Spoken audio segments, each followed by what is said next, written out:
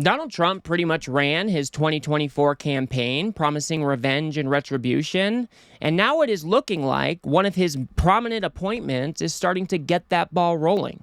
But first, if you want to support independent progressive media and help me make it to 1,000 subscribers, please remember to smash that subscribe button. Trying to make it to 1,000 before the end of the year, and I would very much appreciate your support.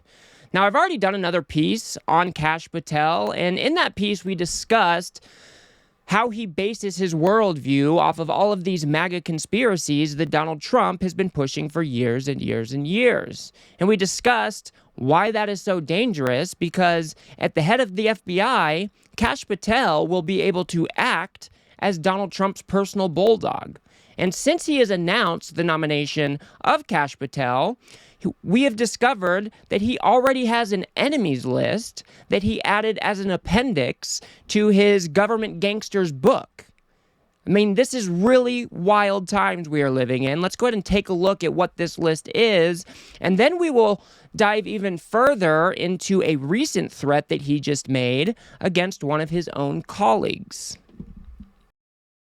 Government Gangsters, Patel has an entire appendix listing what he calls members of the executive branch deep state. The list, which contains 60 names, including Democrats, Biden administration officials, and even some Trump appointees. Among them, former Attorney General Bill Barr, former Deputy AG Rod Rosenstein, Trump's former White House counsel, Pat Cipollone, and Special Counsel Robert Hur. This is wild stuff, guys, and it is not normal at all. And if you go through this list, you start to notice that what most of these people have in common is they have somehow went against Trump, stood up for themselves instead of Trump, whatever it may be.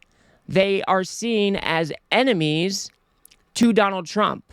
And because Kash Patel bases his worldview off of these conspiracies that the MAGA world lives in, this is particularly dangerous.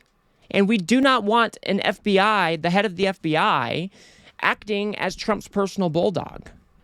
We do not want the head of the FBI assembling a list of people that he wants to go after.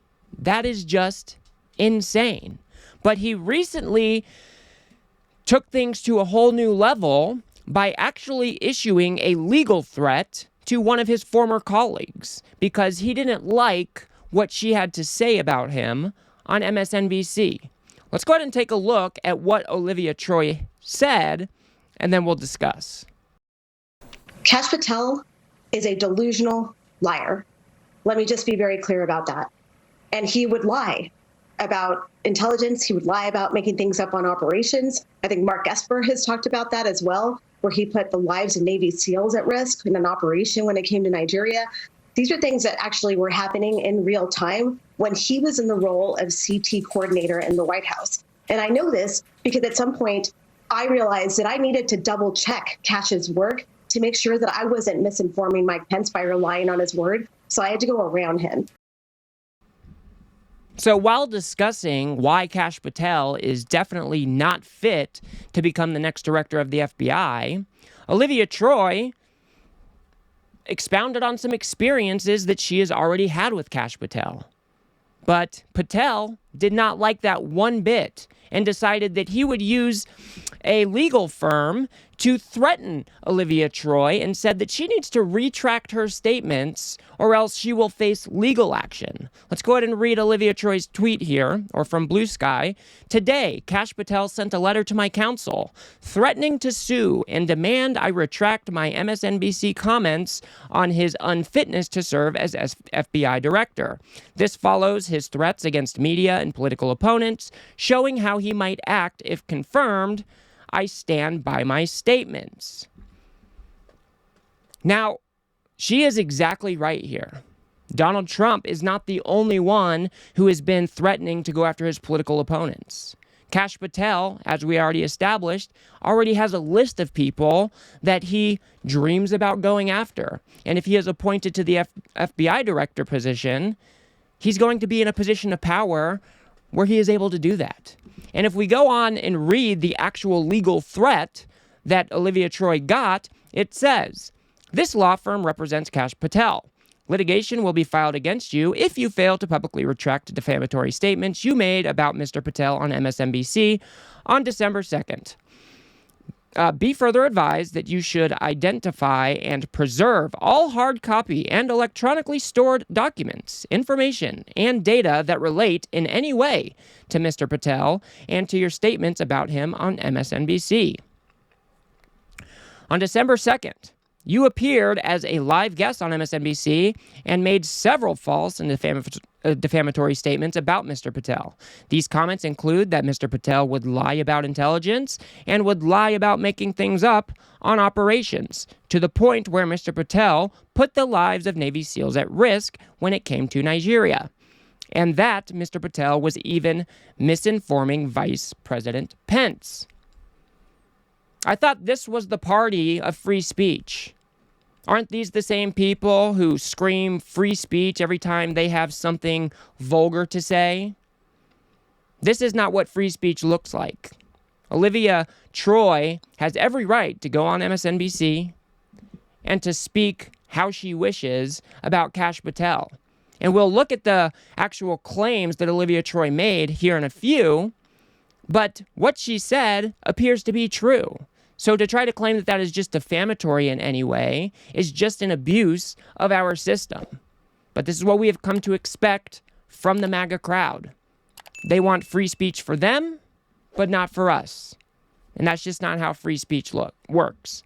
Let's go ahead and listen to how Olivia Troye responded to these legal threats from Kash Patel, and then we will look at how Kash Patel was involved in nearly botching a hostage rescue. I mean, what does that even tell you, that even before his confirmation hearings, he is threatening you for criticizing him? Yeah, I think it's a very clear sign of what's to come should he become the director of the FBI and how he's going to conduct himself. I mean, we should take him at his word. These are things that he has threatened in the past. And I think by doing what he did, by sending that letter to me, it was an attempt to bully me, silence me, intimidate me, but it's also a signal to others, right, as he goes into the confirmation process of trying to silence others in terms of telling the truth about his background. I mean, look, I am a person who believes that he is unfit for the role of FBI director, and I have concerns about how he will behave in the role in, leading the nation's premier law enforcement agency. So she is not mincing words, and she's definitely not interested in retracting her statements. What she said appears to be true. When she's talking about Kash Patel nearly botching a rescue operation down in Nigeria, that seems to be corroborated by other sources. Here we have this article by The Atlantic, "The Man Who Will Do Anything for Donald Trump." And it goes on to say that on that Friday, according to multiple reported accounts, SEAL Team 6 was awaiting the Pentagon's green light on a rescue mission in West Africa. The day before, the administration had learned where gunmen were holding Philip Walton, a 27-year-old American who had been kidnapped that week from his farm near Niger's border with Nigeria. As multiple agencies now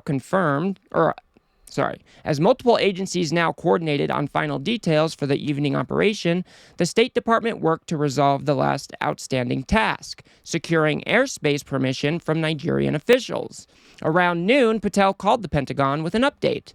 Secretary of State Mike Pompeo, he said, had gotten the approval. The mission was a go. The SEALs were close to landing in Nigeria, when Defense Secretary Mark Esper discovered that the State Department had not, in fact, secured the overflight clearance, as Patel had claimed. The aircraft were quickly diverted, flying in circles for the next hour as officials scrambled to alert the Nigerian government to their position.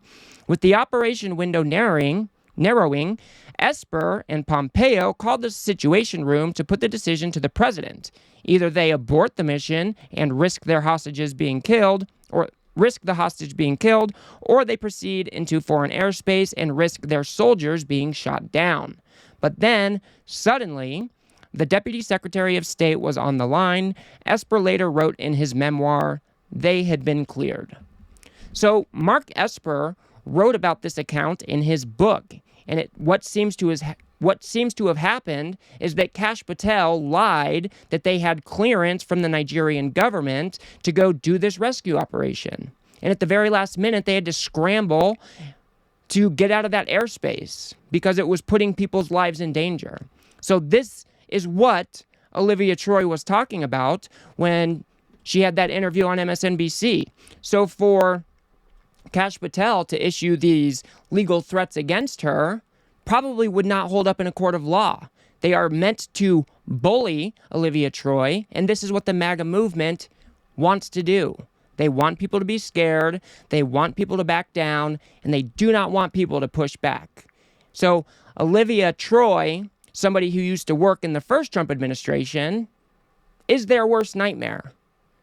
So these people are pathetic hypocrites who should not be taken seriously. They are not serious people. And to be claiming that they are somehow the party of free speech while they have somebody who might be the next head of the FBI issuing legal threats for apparently true statements is quite wild. And we need to really understand why this is so important for a next Trump administration. So let's go ahead and have Olivia Troye explain that really quick, and then we'll wrap things up. Yes, and the reason that I think this is so important is because we are people that worked in nonpartisan roles. That's how the national security community works, right? And that is why we're concerned, because when it comes to someone that's going to lead the FBI, the last thing we need is a loyalist partisan hack leading that agency and doing things that are going to be just for the president's or his personal vendetta. And that is why this matters so much. And I'm happy. I'm happy to go before Congress and testify and tell them what I know. I'm sure others would as well. So I'm very glad that people like Olivia Troye are willing to stand up to these bullies. They are willing to stand up to the incoming Trump administration. We need so many more people like her. And it is so important that we realize that people like Kash Patel will be dangerous in this role. Our FBI and the Office of the Presidency are supposed to be insulated from one another. We put these norms and rules in place because we don't want the president, who is the most powerful person in the world, to have direct influence over the nation's largest law enforcement agency. That sets up a whole world of perverse incentives that we want to try to avoid. But all of that appears to be out the window in a second Trump administration, and it's going to put people at risk. It's going to allow Donald Trump to use the Justice Department and the FBI to go after his personal vendettas. So we should be calling this stuff out every step of the way. We need to make sure that we push back against the nominations of people like Kash Patel, and we need to stick up for people like Olivia Troye when they're out there speaking truth to power against this incoming fascist administration. And that is exactly what this is. This is a fascist takeover of the United States government.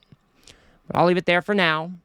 If you guys got anything out of this video, please remember to smash that like button and subscribe. Maybe share it with a friend or two. I'd very much appreciate that.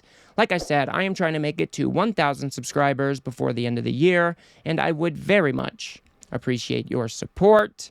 If you want to see my original piece that I did on Kash Patel, where we discuss his insane worldview, go ahead and watch that video on the screen now. Otherwise, I'll see you guys on the next one.